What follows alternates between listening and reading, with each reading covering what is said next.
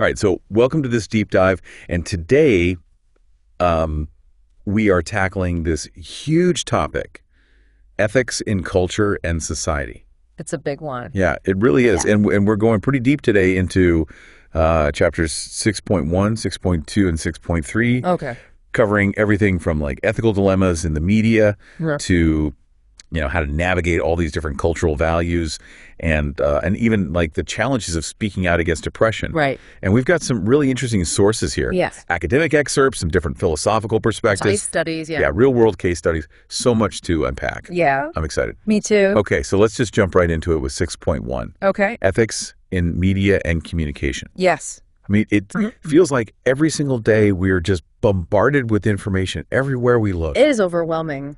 It really is, from all sides. How do we even know how to navigate this crazy media landscape ethically, Yeah, I mean, it's really about understanding the fundamentals, and one of the most important things we need to consider is truth, accuracy, and impartiality in communication. It's huge. Yeah, like think of it as the foundation of a house. If you don't have that strong foundation, everything else just crumbles. It all falls apart, yeah. Exactly. And that makes me think, of course, about fake news, echo chambers, all that stuff on social media. How do we even know what to believe anymore? Right, and that's what everyone is grappling with. It feels impossible. Yeah, and Fabric of Ethics, this text that we have here really emphasizes how these principles, these fundamental principles, are being challenged in our current media environment. Like, it's so hard to sift through it all and figure out what is real. So what are we supposed to do? Become expert fact checkers overnight? Well, it starts with awareness. Yeah.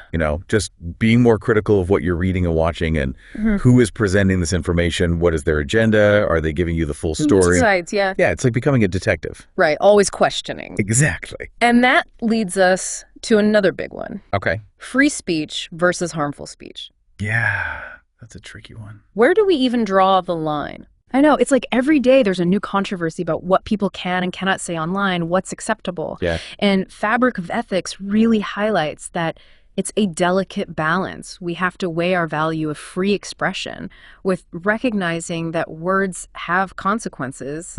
They can have real world impact. Right. Like we were talking about before, that hypothetical social media post that is inflammatory and goes viral. Right. And then leads to real world harm. It's scary.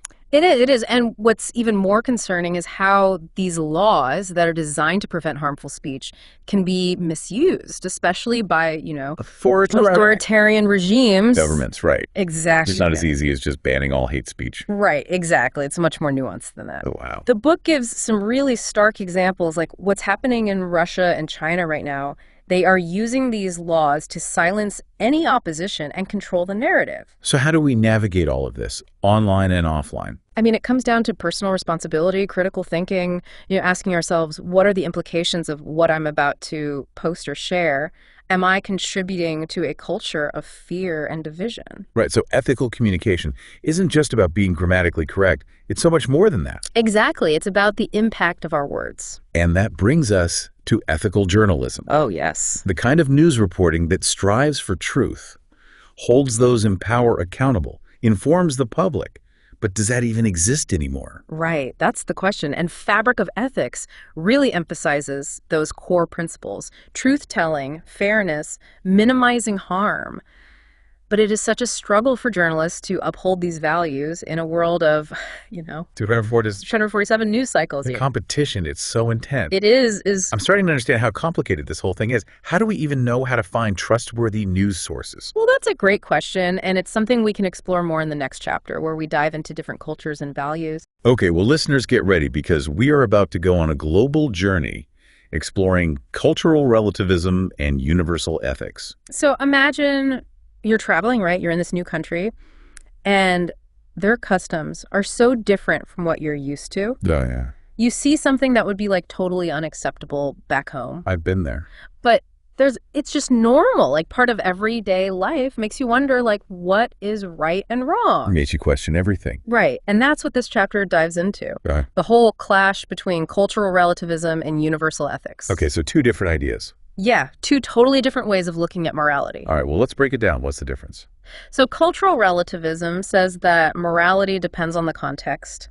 Like, What's right in one culture might be wrong in another. There's no one right answer. So no judgment, just acceptance. Yeah, basically, Everyone. like Fabric of Ethics uses arranged marriages as an example. Okay. In some cultures, it's tradition, totally normal, but in others, it's seen as a violation of individual rights.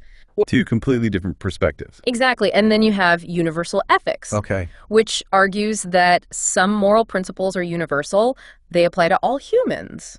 Regardless of culture. Yeah, like there's a basic right and wrong that everyone should agree on. So even though cultures have different customs, there's still a shared morality. Right, like human rights, for example. Okay. Fabric of Ethics really emphasizes that. Things like the right to life, liberty, freedom from torture, those are fundamental no matter where you're from. So how do we reconcile these two ideas? They seem kind of contradictory.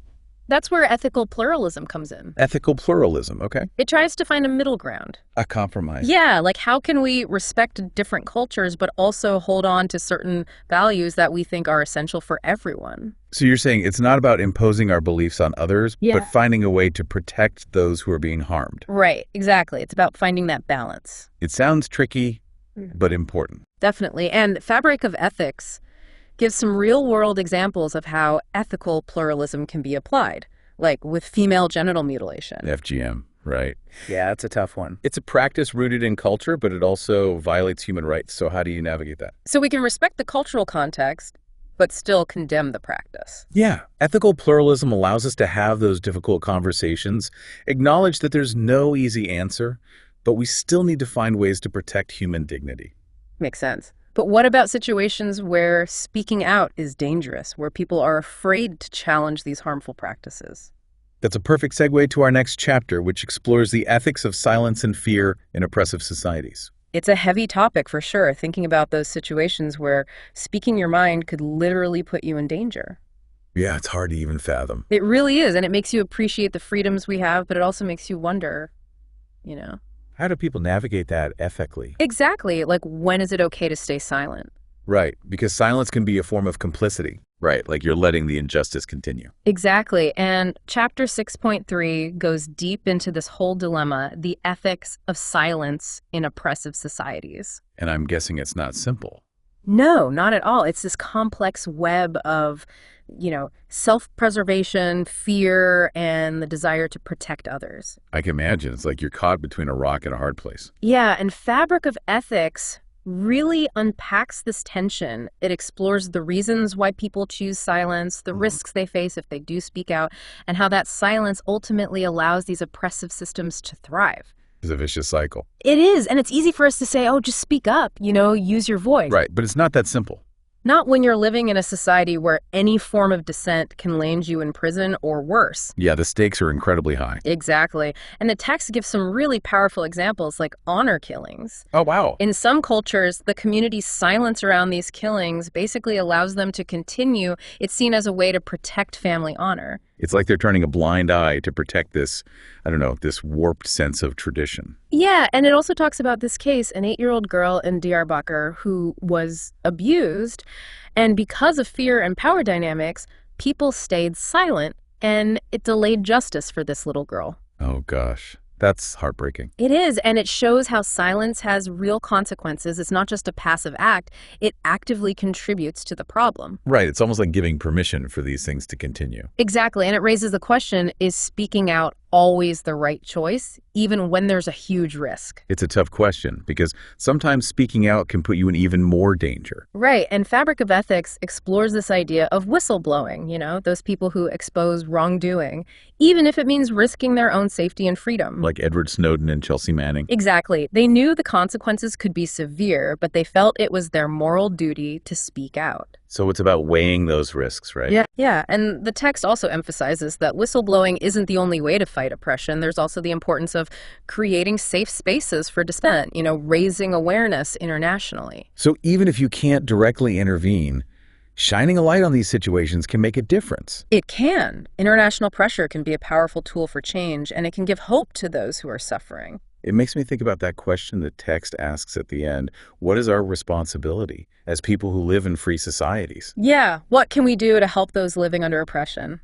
It's not enough to just be aware, right? Right. We need to take action, whether it's supporting human rights organizations, engaging in online activism, or contacting our elected officials. We all have a role to play. We do. Well, this deep dive has been quite a journey. We've covered so much. We have, from navigating the complexities of media to understanding different cultures and confronting oppression. It's all connected. It is. It's all part of this larger conversation about ethics and how we can create a more just world. So listeners, as you go about your day, think about the choices you're making, the information you're consuming, the way you interact with others. Are you contributing to a more ethical world? That's the question we should all be asking ourselves. It is. And on that note, thanks for joining us on this deep dive. Until next time, keep exploring and keep questioning and keep striving to make a difference. Absolutely.